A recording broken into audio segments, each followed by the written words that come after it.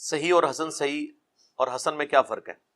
یہ صحیح احادیث کی 3 کیٹیگریز ہیں. سب سے اوپر صحیح حدیث، اس سے تھوڑی نیچے حسن صحیح، اور اس سے نیچے حسن.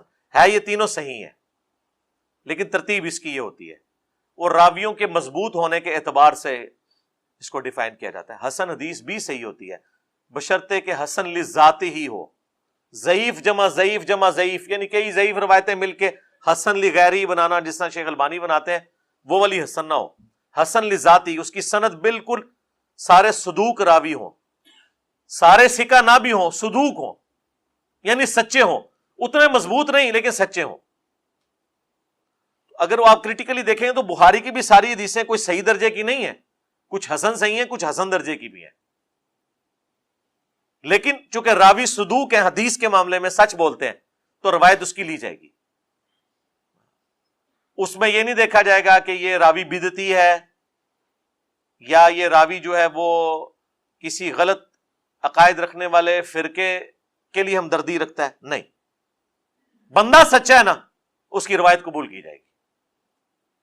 بخاری میں درجنوں راوی ہیں جو شیعہ ہیں، ایسے راوی بھی ہیں جو شیعہ مسجد کے امام بھی تھے، اسٹیبلش جو اثنا عشری اور سنی و تفریق میں، لیکن امام بخاری نے ان سے حدیثیں لی ہیں.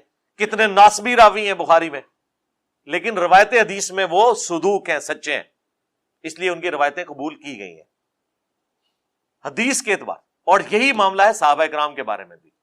یہ جو اکثر آپ کو ایک جملہ بول رہے ہوتے ہیں الصحابۃ کلہم عدول، آپ سمجھتے ہیں کوئی آیت ہے کوئی حدیث ہے. نہ یہ آیت ہے نہ یہ حدیث ہے، یہ ایک سلوگن ہے. خلاف دے راشدہ حق چار یار پانچ تن پاک، جس طرح یہ سلوگن ہے، یہ بھی ایک سلوگن ہے الصحابۃ کلہم عدول. صحابہ بھی لفظ درست ہے، صحابہ بھی درست ہے، زیر سے بھی اور زبر سے بھی. تو اس کا مطلب ہے کہ حدیث قبول کرنے میں سارے صحابہ عدول ہیں. حدیث میں کسی صحابی سے جھوٹ ثابت نہیں ہے، یہ اصول حدیث ہے. اس کا یہ مطلب نہیں کہ صحابہ کرام سے غلطی نہیں ہوتی یا وہ گناہ نہیں کر سکتے یا وہ معصوم ہے، نہیں. ہاں، اس معاملے میں وہ معصوم ہے کہ نبی الاسلام کی کوئی بات انہوں نے مکس کر کے آپ کو نہیں بتائی. اب آپ سوچ رہے ہوں گے کہ اس میں کیوں معصوم ہے؟ وہ اس لیے کہ یہ اللہ نے اس دین کی حفاظت صحابہ اور اہل بیت سے ہی تو کروائی ہے.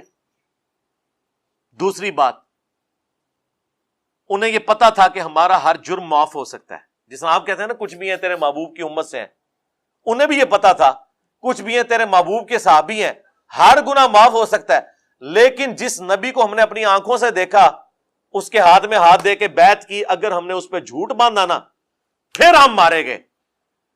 بعد کے لوگوں کو تو کوئی نہ کوئی بینیفٹ آف ڈاؤٹ مل سکتا ہے، ہمیں اللہ نے نہیں چھوڑنا کہ تمہیں تو میں نے نبی الاسلام کا ساتھی بنایا تھا، تم نے اس نبی پہ جھوٹ باندھ دیا. اور پھر اس سے بڑھ کر رسول اللہ صلی اللہ علیہ وآلہ وسلم نے صحابہ کرام کو اس گناہ کی انٹینسٹی اتنی کوٹ کوٹ کے ان کے دلوں میں بھری تھی نا کہ اتنا بڑا گناہ ہے کہ بچ جانا بچ جانا بچ جانا. مسلم کی پہلی حدیث مولا علی سے یہی ہے، بخاری میں بھی ہے، دیکھنا میری طرف جھوٹی بات منسوب نہ کرنا ورنہ اپنا مقام جہنم میں دیکھ لو. چند احادیث ہیں جو متواتر ہیں، جو سینکڑوں صحابہ نے روایت کی اور ہزاروں تابعین نے. ان میں سے ایک حدیث یہ ہے کہ جس نے میری طرف جھوٹ منسوب کیا اپنا مقام جہنم میں دیکھ لے، جو بخاری میں بھی مسلم میں بھی دنیا کی آلموسٹ ہر حدیث کی کتاب میں یہ حدیث موجود ہے. اب ایک بات کی جب لکیر اتنی بار پیٹی جائے تو آپ امیجن کر سکتے ہیں، جس طرح آپ پاکستان میں بھی کتنے پکے بے نمازی ہیں جو عید کی نماز بھی نہیں پڑھتے، لیکن کہیں گے اللہ دے فضل نال آج تک خنزیر نہیں کھادا، 10 سال انگلینڈ لیا میں خنزیر نہیں کھادا، کہیں گے نا سور کا گوشت نہیں کھایا. کتنے بے نمازی ہیں وہ کہیں گے میں نے سگریٹ کبھی ہاتھ میں بھی نہیں پکڑا، شراب تو بڑی دور کی بات. اب آپ سوچ رہے ہوں گے ایک طرف حالانکہ نماز چھوڑنا اس سے بڑا گناہ ہے، لیکن انہوں نے اس گناہ کی انٹینسٹی اتنی بڑی سمجھی ہے. بس صحابہ کرام بھی یہ سمجھتے تھے کہ سب کچھ معافی ہو جائے گی، لیکن اگر اللہ کے نبی پہ ہم نے جھوٹ باندھ دیا سانو نہیں اللہ نے چھڑنا، بادل تو چھڑ دے گا، سانو نہیں چڑھتا.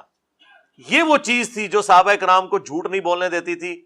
سب سے بڑھ کر حضرت معاویہ ابن ابی سفیان رضی اللہ تعالی عنہما نے بھی لاکھ اختلافات کے باوجود مولا علی پہ کبھی جھوٹ نہیں باندھا.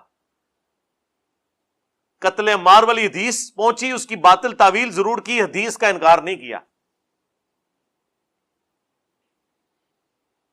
کیونکہ انہیں پتا تھا یار ریڈ لائن کراس نہیں ہونی چاہیے. اس لیے ہم حضرت معاویہ کہتے ہیں. حضرت معاویہ رضی اللہ تعالیٰ عنہ نے اپنے دور حکومت میں کتنے ایسے کام کیے جو بخاری مسلم میں رپورٹ ہوئے ہیں. تو پھر ان کی حدیثیں کیوں لی جاتی ہیں؟ اس لیے کہ حدیث میں انہوں نے کبھی کوئی جھوٹ نہیں بولا. سنن ابی داؤد میں یہ حدیث موجود ہے 4129 کہ محمد ابن سیرین حدیث بیان کرتے ہیں، تابعی ہیں حضرت معاویہ رضی اللہ تعالیٰ عنہ سے، اور ساتھ ہی فرماتے ہیں وَمُعَاوِيَةُ لَا يُتَّهَمُ فِي الْحَدِيثِ، اور معاویہ حدیث کے معاملے میں جھوٹے نہیں تھے، ان پہ کوئی تہمت نہیں کہ انہوں نے کبھی رسول اللہ پہ جھوٹ باندھا ہو. اس کے بعد انہوں نے ایک حدیث بیان کی. اس جملے میں انہوں نے حضرت معاویہ کی تعریف بھی کی اور حضرت معاویہ کی جو غلطیاں ہیں ان کی جسٹیفیکیشن اس اعتبار سے پیش کی کہ حدیث کے معاملے میں انہوں نے کوئی غلطی نہیں کی، اور معاویہ حدیث کے بارے میں متہم نہیں تھے، ان پہ کوئی تہمت نہیں کہ انہوں نے حدیث گھڑی ہو. یہ بات انہوں نے حضرت ابو بکر، عمر، عثمان اور علی سے حدیث بیان کرتے ہوئے کبھی نہیں کی. پوائنٹ ٹو بی نوٹڈ کہ وہ حدیث بیان کر رہے ہوں کہ حضرت علی نے فرمایا، اور آگے کہیں کہ حضرت علی پہ کوئی تہمت نہیں کہ انہوں نے کبھی جھوٹ بولا ہو حدیث کے معاملے میں. حضرت معاویہ کے لیے اس لیے کہ ان کو پتا تھا کہ حضرت معاویہ رضی اللہ تعالیٰ عنہ کے بارے میں محدثین کے ہاں، صحابہ اور تابعین کے ہاں، ان کے جو پولیٹیکل جو سٹانس ہے اس کی وجہ سے کئی چیزیں لوگوں کے دلوں میں کھٹکتی ہیں. تو یہ نہ ہو کہ میں حدیث بیان کروں تو لوگ کہیں یہ تو معاویہ کی حدیث ہے. تو حدیث کے معاملے میں چاہے حضرت معاویہ ہوں، مغیرہ ابن شعبہ ہوں، عمر ابن عاص ہوں رضی اللہ عنہم اجمعین، ایون بسر بن ابی ارطا، ایک نٹوریس ترین پرسنالٹی، صحابی ہے، فتح مکہ کے موقع پر مسلمان ہوا ہے، لیکن آپ اسماء و رجال کی ساری کتابیں اٹھائیں، ابن حجر اسقلانی کی تقریب التہذیب اٹھائیں، تہذیب التہذیب اٹھائیں، اسی طریقے سے امام ذہبی کی کتابیں اٹھائیں، سب لوگ کہتے ہیں سوائے کلمہ پڑھنے کے کوئی خیر کی رتی اس بندے میں نہیں تھی. یہ وہی ہے جس نے حضرت معاویہ کی حکومت کو اسٹیبلش کرنے کے لیے حضرت علی کے علاقوں میں گھس کے شیعان علی کو قتل کیا. ان کی خلافت میں جن بچوں کے نام علی ہوتے تھے ان کو بھی قتل کر دیتا تھا. اتنی نفرت اہل البیت سے. لیکن آپ مسند احمد کھولیں، ایک چیپٹر ہے، اس کا نام ہے مسند بسر ابن ابی ارطا. اب وہ شیعہ اعتراض کرتے ہیں کہ یار اس ظالم کو تو تم بھی مانتے ہو تو حدیثیں کیوں لی ہوئی ہیں؟ حدیثیں کہاں سے؟ یار ایک حدیث ہے، او نہیں کہ ایک حدیث گھڑی ہوئی، او نہیں حدیث بھی ٹھیک ہے. یہ مرزا جہلمی چھپا ہوا رافضی اہل سنت کا نباتہ ہو رہا ہوا، وہ بدبخت ہر وقت ہر ٹائم اس خاندان کے اوپر حملہ آور، اس خاندان کی توہین و تشنیع کرنا. ایک حدیث گڑی ہوئی ہے، ایک حدیث گڑی ہوئی ہے، ایک حدیث گڑی ہوئی ہے، یعنی مفہوم گڑا ہوا. حدیث تو درست ہے، کہتا ہے عمار کو فیا باغیہ قتل کرے گا، وہ عمار کو جہنم کی طرف بلاتا ہوگا. معاذ اللہ، وہ عمار کو جہنم کی طرف بلاتا ہوگا. اور یہ جو جہنم کی طرف بلانے والا گروہ تھا نا، معاذ اللہ، یہ امیر معاویہ کا تھا. امیر معاویہ نے قتل کیا تھا. امیر معاویہ معاذ اللہ جہنم کی طرف بلانے والے. دیکھ لو وابی بھی حدیث نو گھڑی ہوئی کہندے نے، ٹھیک ہے. بعد انہوں نے آیا کہ لتر پہن کے نہیں مفہوم گڑا ہویا. تو مفہوم بیان کرنا مامو پارٹی، مفہوم بیان کر کے دس نہ. تسی مبالغہ کر سکتے ہو. مبالغہ ادو ہوئے گا جو حدیث بیان کرو گے تو دسو گے جنہیں جنہیں بھی جرم کیتا ہے. مبالغہ لی حدیث نہیں بیان ہوگی ان کے منہ سے کبھی بھی 6220 مسلم کی، اور نہ صحیح بخاری کی 2812 کا یہ فارم کبھی بیان کر سکتے ہیں قتل عمار والی حدیث کا. تو بہر وہ بسر بن ابی ارطا کی مسند احمد یہاں ہمارے پاس پڑھی ہے، اس میں وہ حدیث ہے کہ نبی علیہ السلام نے دعا تعلیم کی، اللہم احسن عاقبتنا فی الامور کلہا واجرنا من خزی الدنیا وعذاب الاخرہ. میری فیوریٹ دعاؤں میں سے، اے اللہ ہمارے تمام کاموں کا انجام بہتر کر دے. یہ انگلش میں محاورہ ہے، all is well if end is well. تمام کاموں کا انجام بہتر کر دے اور ہمیں دنیا کی رسوائی اور آخرت کے عذاب سے بچا لے. یہ دعا بسر بن ابی ارطا نے روایت کی ہے، مسند احمد میں بھی ہے اور المستدرک للحاکم میں بھی ہے. اور امام حاکم جو صحیح شیعان علی میں سے تھے، انہوں نے بھی حدیث لی ہوئی ہے اس کی. حضرت معاویہ سے بھی لی ہوئی ہیں، اس سے بھی لی ہوئی ہیں.